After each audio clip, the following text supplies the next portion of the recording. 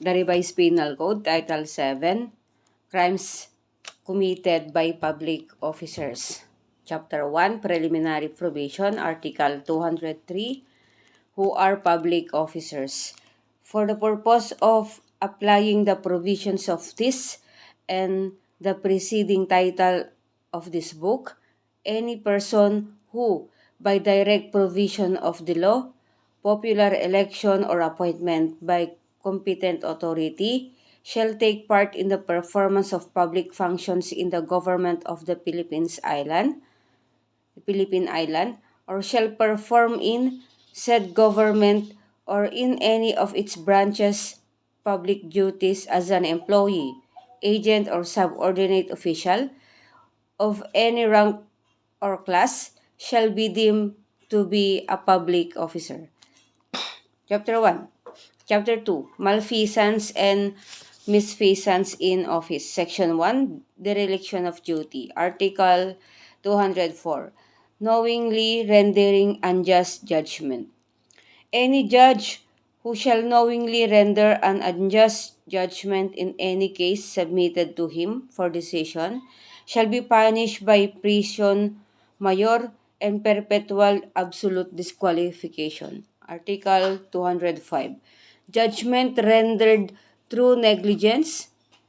Any judge who, by reason of inexcusable negligence or ignorance, shall render a manifestly unjust judgment in any case submitted to him for decision shall be punished by arresto mayor and temporary special disqualification. Article 206. Unjust interlocutory order. Any judge who shall knowingly render an unjust interlocutory order or decree shall suffer the penalty of arresto mayor in its minimum period and suspension. But if he shall have acted by reason of inexcusable negligence or ignorance, and the interlocutory order or decree be manifestly unjust, the penalty shall be suspension. Article 207. Malicious delay in administration of justice. The penalty of prison correctional in its minimum period shall be imposed upon any judge guilty of malicious delay in the administration of justice. Article 208. Prosecution of offenses, negligence, and tolerance. The penalty of prison correctional in its minimum period and suspension shall be imposed upon any public officer or officer of the law who, in the dereliction of duties of his office, shall maliciously refrain from instituting prosecution for the punishment of violators of the law, or shall tolerate the commission of offenses. Article 209. Betrayal of trust by an attorney or solicitor, revelation of secrets. In addition to the proper administrative action, the penalty of prison correctional in its minimum period or a fine ranging from 40,000 pesos to 200,000 or both shall be imposed upon any attorney at law or any person duly authorized to represent and or assist a party to a case who, by any malicious breach of professional duty or inexcusable negligence or ignorance, shall prejudice his client or reveal any of the secrets of the latter learned by him in his professional capacity. The same penalty shall be imposed upon an attorney at law or any person duly authorized to represent and or assist a party to a case who, having undertaken the defense of a client or having received confidential information from said client in a case, shall undertake the defense of the opposing party in the same case without consent of his first client. Section 2. Bribery. Article 210. Direct bribery. Any public officer who shall agree to perform an act constituting a crime in, cons- in connection with the performance of his official duties in consideration of any offer, promise, gift, or present received by such officer, personally or through the mediation of another, shall suffer the penalty of prison mayor in its medium and minimum periods, and a fine not less than 3 times the value of the gift, in addition to the penalty corresponding to the crime agreed upon, if the same shall have been committed. If the gift was accepted by the officer in consideration of the execution of an act which does not considerate a crime, and the officer executed said act, he shall suffer the same penalty provided in the preceding paragraph. And if said act shall not have been accomplished, the officer shall suffer the penalties of prison correctional in its medium period and a fine not less than twice the value of such gift. If the object for which the gift was received or promised was to make the public officer refrain from doing something which it was his official duty to do, he shall suffer the penalty of prison correctional in its maximum period to prison mayor in its minimum period, and a fine not less than 3 times the value of such gift. In addition to the penalties provided in the preceding paragraph, the culprit shall suffer the penalty of special temporary disqualification. The provisions contained in the preceding paragraph shall be made applicable to assessors, arbitrators, appraisal, and claim commissioners, experts of any other person performing public duties. Article 211, Indirect Bribery. The penalties of prison correctional in its medium and maximum periods, suspension and public censure shall be imposed upon any public officer who shall accept gift offered to him by reason of his office. Article 211-A, Qualified Bribery. If any public officer is entrusted with law enforcement and he refrains from arresting or prosecuting an offender who has committed a crime punishable by reclusion perpetua and or death in consideration of any offer, promise, gift, or present, he shall suffer the penalty of the she shall he shall suffer the penalty for the offense which was not prosecuted. If it is the public officer who asks or demands such gift or present, he shall suffer the penalty of death. Article 212. Corruption of public officials. The same penalties imposed upon the officer corrupted except those of disqualification and suspension, shall be imposed upon any person who shall have been the offers who shall have made the offers or promises or given the gifts or present as described in the preceding articles. Chapter 3, Frauds and Illegal Exaction and Transaction. Article 213. Frauds against the public treasury, and similar offenses. The penalty of prison correctional in its medium period to prison mayor in its minimum period, or a fine ranging from 40,000 pesos to 2 million pesos, or both, shall be imposed upon any public officer who, 1.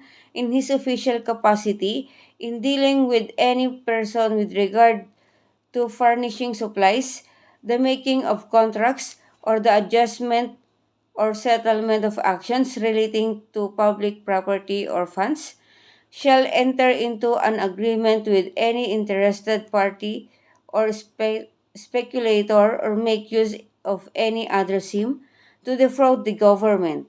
2. being entrusted with the collection of taxes, licenses, fees, and other imposts shall be guilty of any of the following acts or omission. A. Demanding directly or indirectly the payment of sums different from or larger than those authorized by law. B. Failing voluntarily to issue a receipt as provided by law for the sum of money collected by him officially. C. Collecting or receiving directly or objects of a nature different from that provided by law. When the culprit is an officer or employee of the BIR or the Bureau of Customs, the provisions of the Administrative Code shall be applied. Article 214. Other frauds.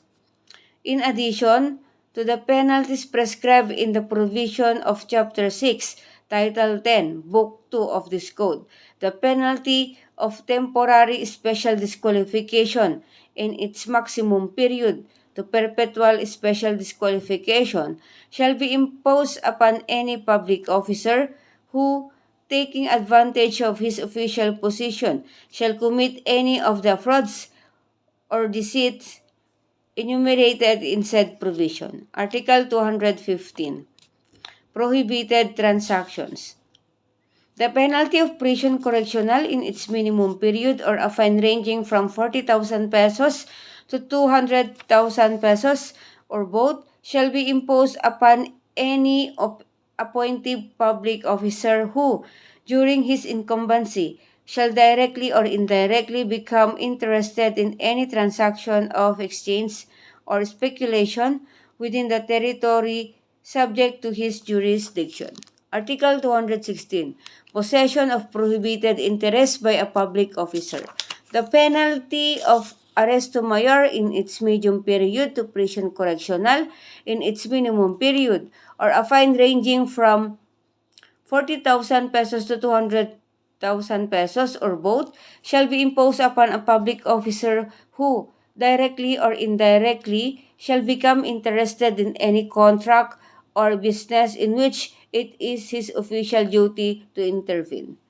This provision is applicable to experts, arbitrators, and private accountants who, in like manner, shall take part in any contract or transaction connected with the estate or property in appraisal, distribution, or adjudication of which they shall have acted, and to guardians and executors with respect to the property belong to their wards or estate.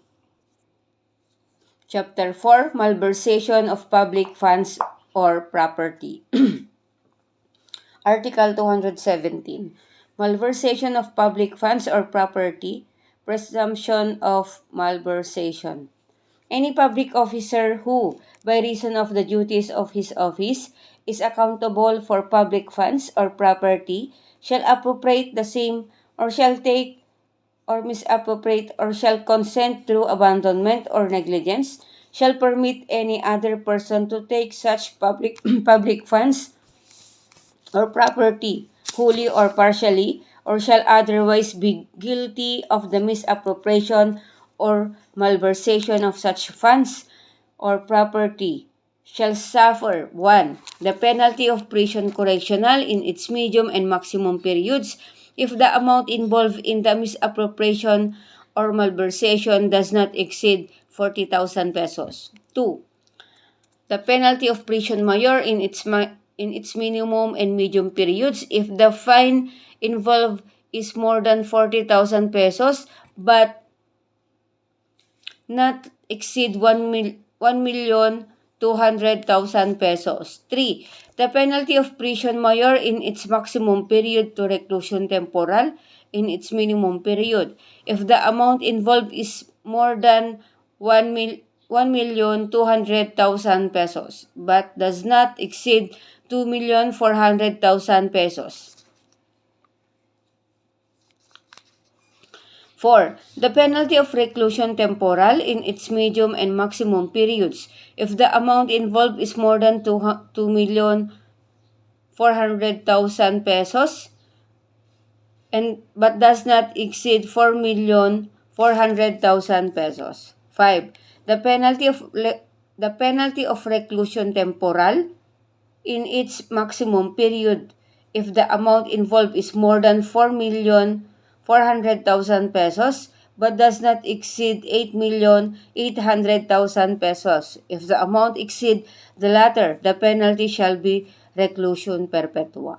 In all cases, persons guilty of malversation shall also suffer the penalty of perpetual special disqualification and a fine equal to the amount of the funds malversed or equal to the total value of the property embezzled. The failure of the public officer to have duly forthcoming any public funds or property with which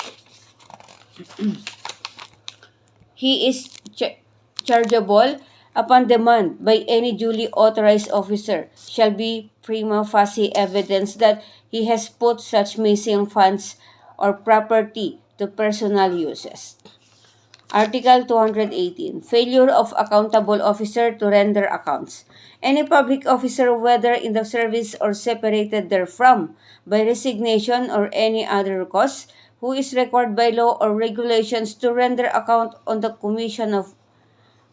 to the Commission on Audit or to the provincial auditor, and who fails to do so for a period of 2 months after such accounts should be rendered, shall be punished by prison correctional in its minimum period and by a fine ranging from 40,000 pesos to 1,200,000 pesos. Article 219.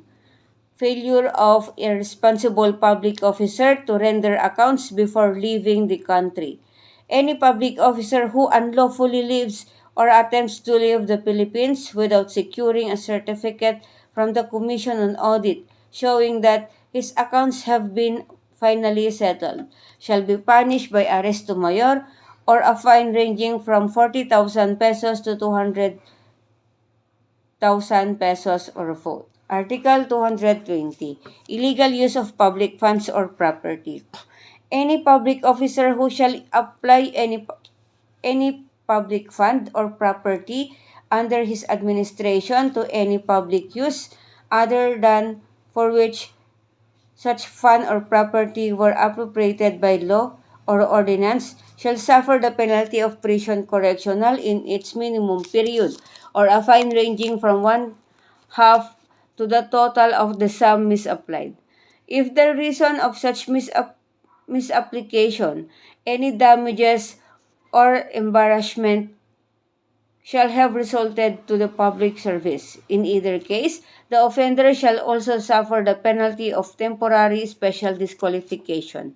If no damage or embarrassment to the public service has resulted, the penalty shall be a fine from 5 to 50% of the sum misapplied. Article 221.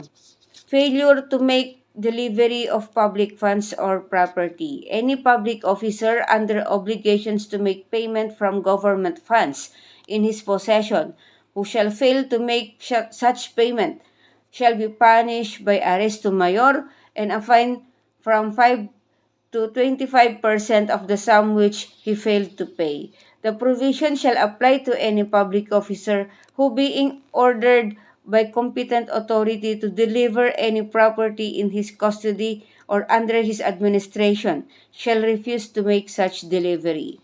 The fine shall be graduated in such case by the value of the thing, provided that it shall not be less than 10,000 pesos. Article 222. Officers included in the preceding provisions. The provision of this chapter shall apply to private individuals who, in any capacity whatever, have charge of any insular, provincial or municipal funds, revenues, or property, and to any administrator or depository of funds or property attached, seized, or deposited by public authority, even if such property belongs to a private individual.